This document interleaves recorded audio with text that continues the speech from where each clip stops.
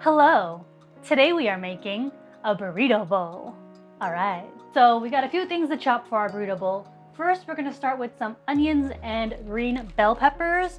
These are going to be like fajitas in our bowl. Now, this burrito bowl is inspired by good old Chipotle. Shout out to Chipotle. I like Chipotle. What I don't like about Chipotle is that depending on the location you go to, the consistency is not the greatest.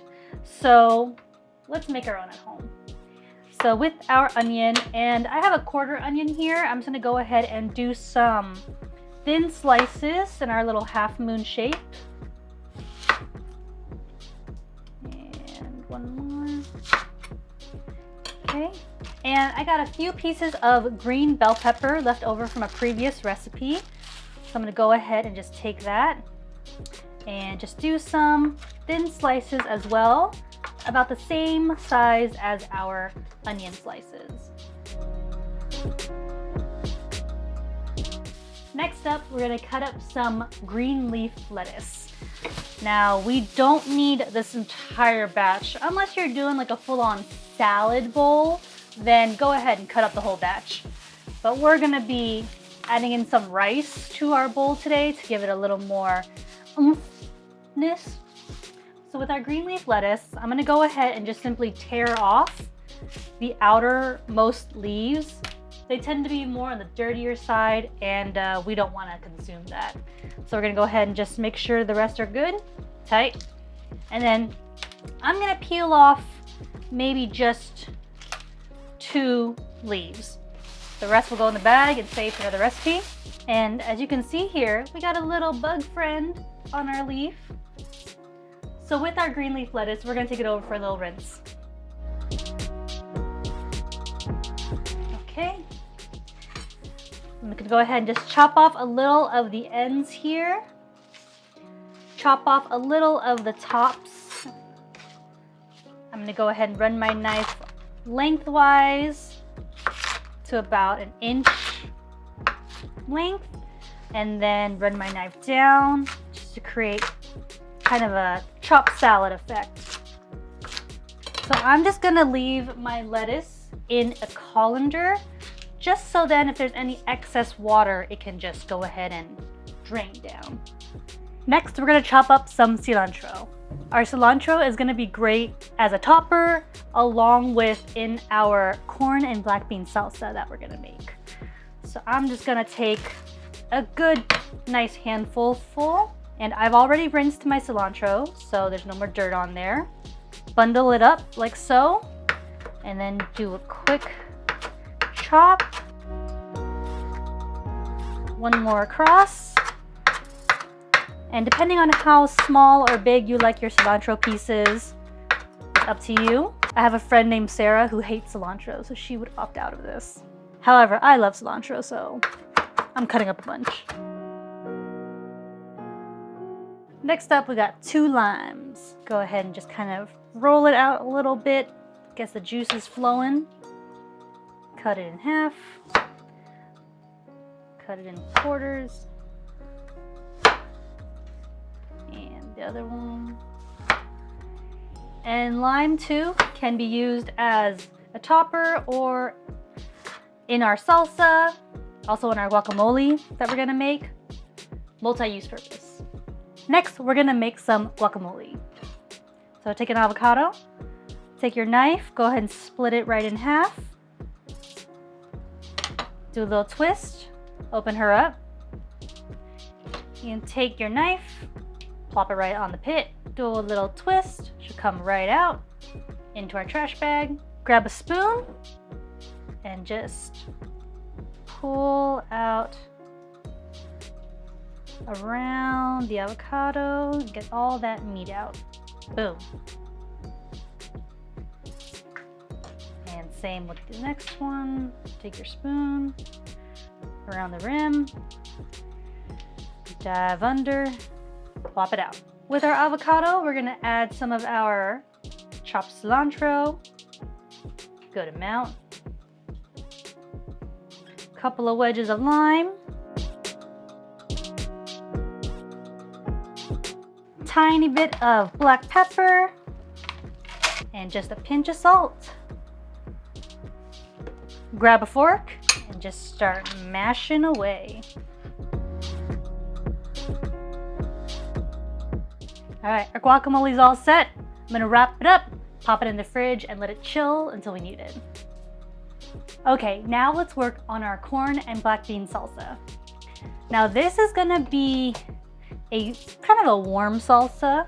You can definitely eat it cold as well. Good either way. So I'm going a cheating route right now, and I'm using some canned corn. But of course, you can definitely use fresh. That will be good as well. Go ahead and drain. So we don't need any of that liquid. And heat up our pan. Drop in some extra virgin olive oil. We want this pan relatively hot. We want to get, if possible, a little bit of color on our corn. Okay, our drained corn is gonna go right into our pan.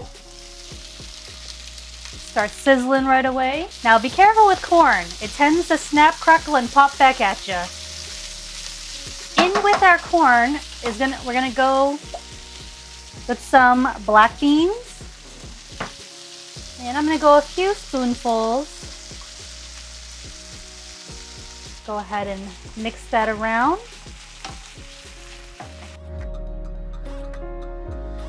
Pop in just a little bit of salt, some freshly cracked black pepper, and a nice toss. Now I'm gonna stop the cooking process right there. I don't want the corn and beans to go so far on the heat to where it becomes kind of too soft and too mushy. We don't want that. We just want a little bit of brownage on our corn and just our beans to get slightly soft. From there, I'm gonna go ahead and pop in some of our cilantro and a couple squeezes of our lime wedges.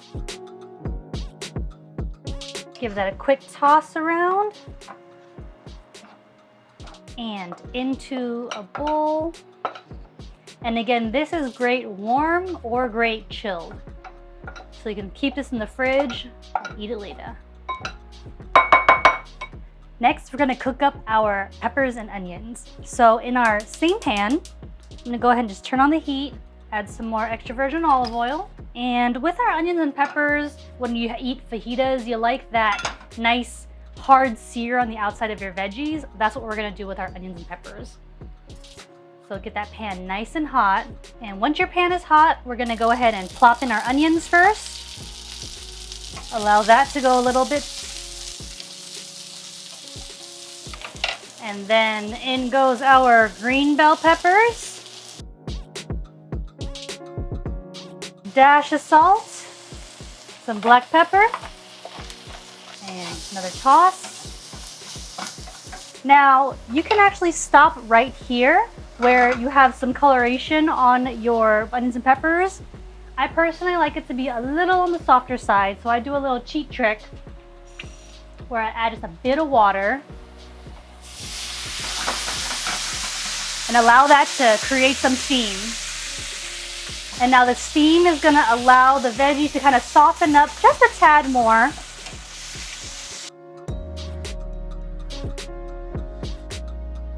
All right, our onions and peppers are all ready to go. Kill the heat, plop it in our bowl. Okay, now that all of our toppings are done, let's work on our meat. For our meat today, we're gonna be using flat meat, which is good for carne asada. So we're gonna go ahead and take it out of its packaging, plop it right onto our board, and we're gonna take some of our taco seasoning that we made. This is the same taco seasoning that we use for our carne asada fries episode. So if you want to know how to make your own taco seasoning, go ahead and check out that video on my channel. So we're gonna make sure we liberally season all parts of our meat. Do a nice little flip. And make sure the back side is nice and seasoned as well. Now in a large pan, we're gonna get it ripping hot. So we're gonna get it on nice high. Turn your fan on for this. Plop in some extra virgin olive oil. And we want this pan to be really hot. We want to get a nice hard sear on the outside of our meat. All right, our pan is major hot. So we're gonna go ahead and grab our meat, plop it right in. Get that nice sizzle. We'll go a few minutes on one side and then do a nice little flip.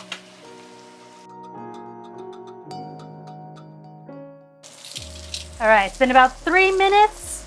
Let's go ahead and do a nice flip. Oh yeah. And that's what we want to see. Good hard sear. A couple minutes on the other side.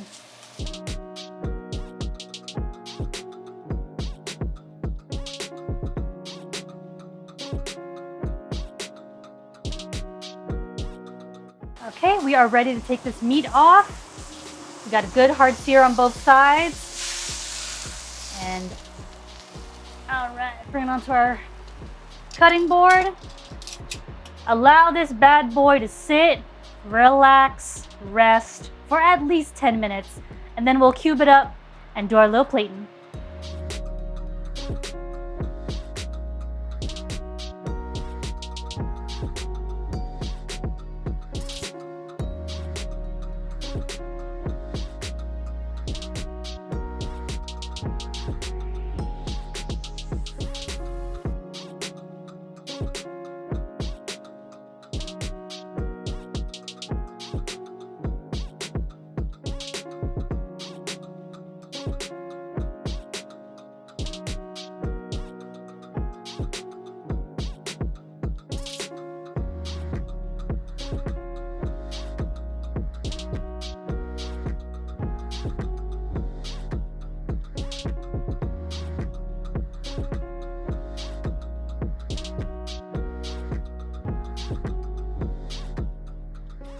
And here we have our burrito bowl.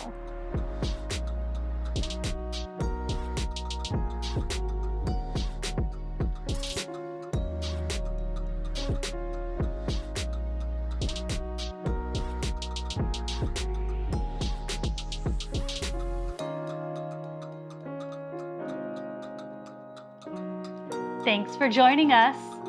Now get out of my kitchen.